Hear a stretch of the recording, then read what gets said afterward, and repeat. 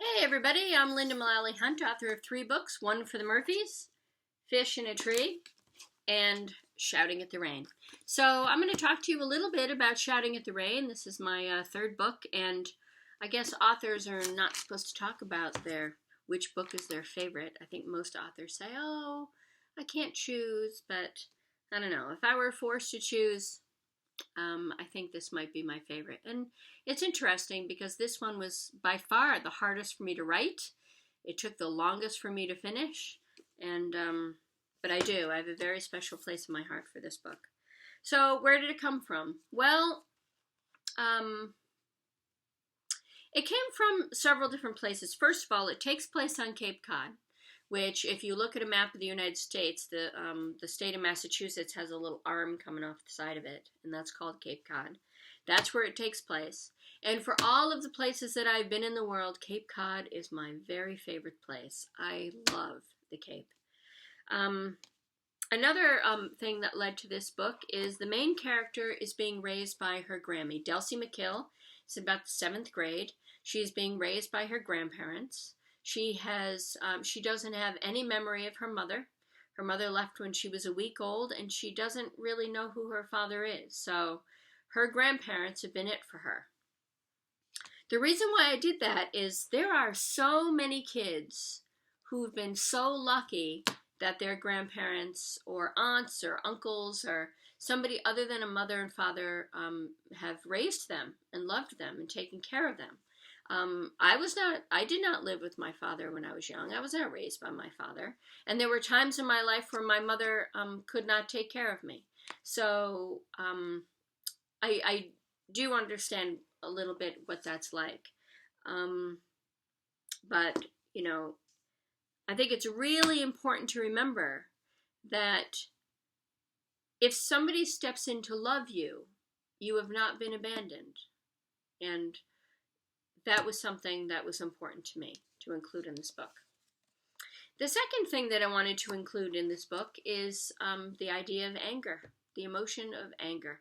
So anger is a very difficult emotion for us to grapple with as humans, for a lot of us. And I remember as a teacher, because I was a 3rd grade teacher and a 6th grade teacher, I would sometimes bring my students into the hallway and I would ask, why would you haul off and hit him that way? And the answer would be, well, I was mad. And I'd say, yeah, but, you can't haul off and hit somebody. Well, I was mad, as if being mad was a reason to be able to put your hands on someone else. It isn't, of course. It's not a reason to be able to do that. But anger is really confusing. It's a really confusing emotion. And I had family members when I was young who were very angry. And as I got older and I got into my teen years, I realized that what was underlying all of that was that those people were actually hurting. They were hurting and they didn't know how to deal with that, and it came out as anger. It's sort of like if we take an emotional blender as people, right? And we throw in a whole bunch of things. We throw in betrayal and sadness and a sense of injustice and all these negative things that we'd rather not feel as humans. We whirl them up. They kind of come out as anger, right? Like it's all dumped on top of us at once and we can't process it. It comes out as anger. Now, if you think back to a time where you said something that you regretted, right? Something that hurt someone that you love, if you think back to that time, the emotion you might have been feeling was anger. Because sometimes we blurt things out when we're angry, right? Those times where we wish we could reach out and grab the words and bring them back. So this book really explores anger. Delcy, the main character, meets a boy named Ronan Gale.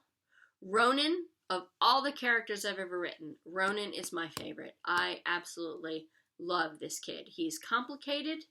He's wise, he's fiercely loyal, but he's really angry, and he cannot control his temper. In fact, he ends up in a police car because he cannot control his temper.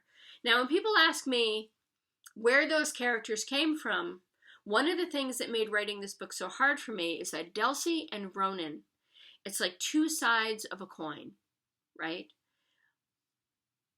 They're both me, but they're like different aspects of me at 12, 13, 14 years old.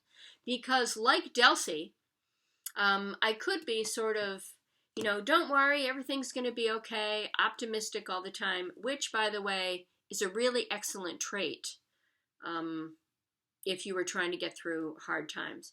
I absolutely believe that optimism, trying to see the best around you, the best in yourself, the best in other people, the best in the world, coupled with gratitude, being grateful. Those are very, very important things. So I could definitely be that way. That's definitely a side of myself. But Ronan is very angry. And to be honest, I struggled with a lot of things. I struggled with things at home. I struggled with things at school. I really had a lot to deal with, and I could be angry. I could be angry. I know what he feels like.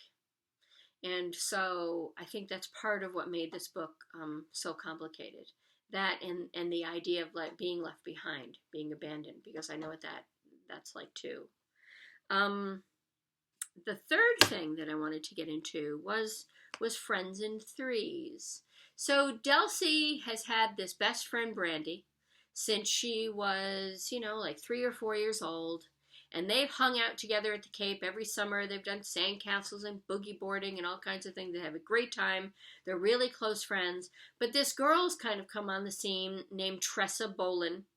And Tressa she's very intelligent.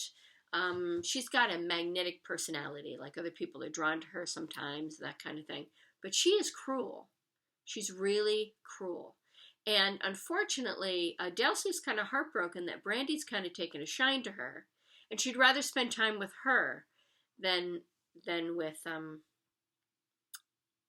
Delcy. And I think a lot of us, me included, have had friends who we thought they were really good friends, and then they turned out that they weren't such good friends, and that really hurts. That really hurts. So when I go out to schools and I talk to kids about this, I ask them, raise your hand, and I'll ask you this too.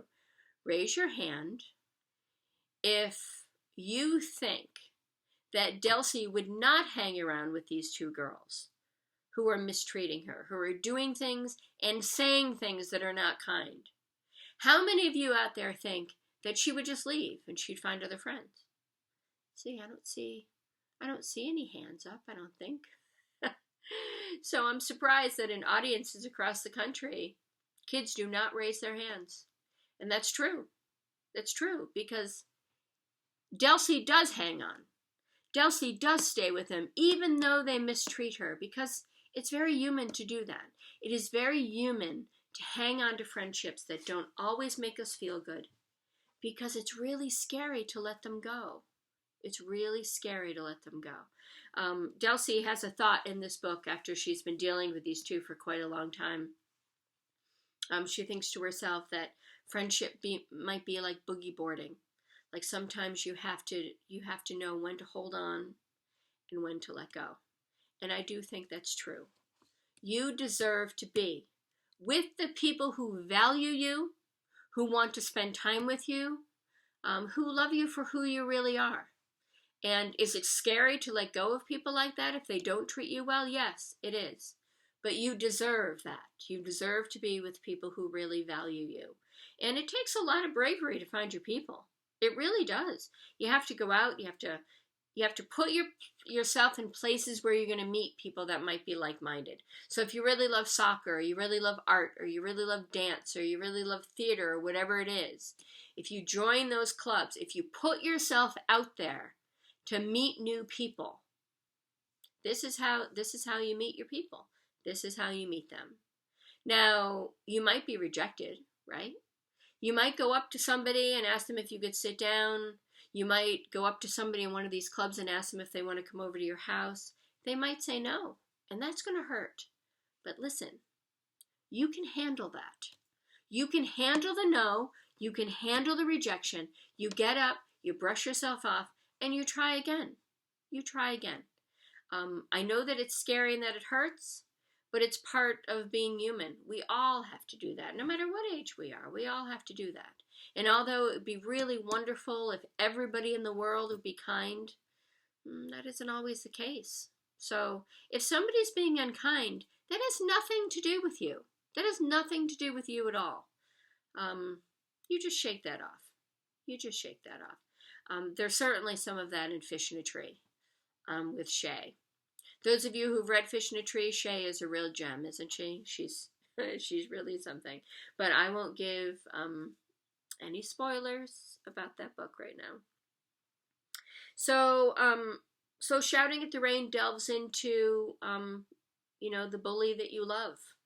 How difficult it is to peel away from the bully that you've been friends with for a long time, the bully that you love. And if you are dealing with something like that, please know that you are not alone.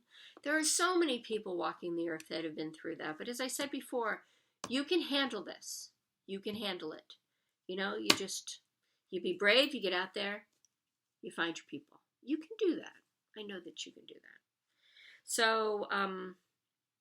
So Shouting at the Rain, in writing Shouting at the Rain, I've got this jar sitting on my desk. If you ever get around to reading Shouting at the Rain, this is a strong-shouldered jar. This is the jar that the characters in the book drink that nourishing tea out of. This jar is about 100 years old, and I love these jars. I love them. Some other things from the book. I love to have things like souvenirs of my book sprinkled around my desk while I write. Here's a shark's tooth, because Ronan Gale, that boy that I mentioned earlier, he loves sharks and he knows everything about them. And when he meets somebody new, he tries to figure out what shark they would be in the wild. So actually, when he meets Delcy and those mean girls, he asks them, has anyone ever told you that you're a hammerhead shark?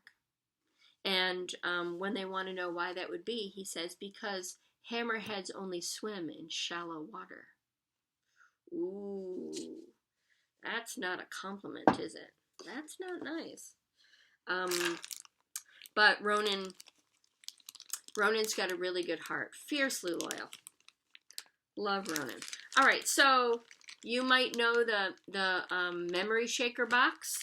Here's a whole bunch of stuff that was dug up some fields, some artifacts that may or may not have been from the Revolutionary War time. There are all kinds of pieces of metal. This is a musket ball from Revolutionary War times, which is, that's pretty cool. So I have all this weird stuff sprinkled around my desk as I'm working. I have pirate coins, because that's something else. These are fake. I bought these for like $1 at the mini golf course. They're not real. Real pirate coins, I can't afford to buy those. So in terms of souvenirs of Shouting at the Rain, that's all I have with me today. But I guess I won't say anything else about the book, because I don't want to give you any spoilers in case you haven't read it. One thing I will mention is that an anagram is a word made from another word using all the same letters but in a different order. So for example, silent and listen are both made of the 6 same letters but in a different order. Every character's name in this book is an anagram. If you take the character's name and you unscramble them, you will learn a secret about that character. It will answer a question about that character that was posed in the book, or it will refer to something about the character in the book. In fact, I mentioned that nourishing tea earlier, because that nourishing tea is a symbol for human connection. It's how people really connect with each other. You look each other in the eye, over a beverage. You share personal stories. That's how you connect to other people. Although, as Grammy says, you only share your feelings with people who will be cradling them like a newborn baby. You have to be careful. You don't share your feelings, things like that are really important to your heart and soul. You don't share them with just anyone. People have to earn that kind of thing. That's a lot about what this book is about as well. But so that nourishing tea, if you take all the letters of that nourishing tea and scramble them up, they spell Shouting at the Rain, because the whole book is about human connections. So So I guess that's it. But thank you so much for hanging in there and watching my video. And listen, I hope you guys are all safe and healthy. I hope that those of you, those that you love, are safe and healthy. And please do the kind thing and stay home if you can. If there isn't a really good reason to go out, please stay home. That's the kindest thing we can all do right now. So I do hope our paths cross in person one day. And have an excellent night. Thank you very much. Take care. Bye-bye.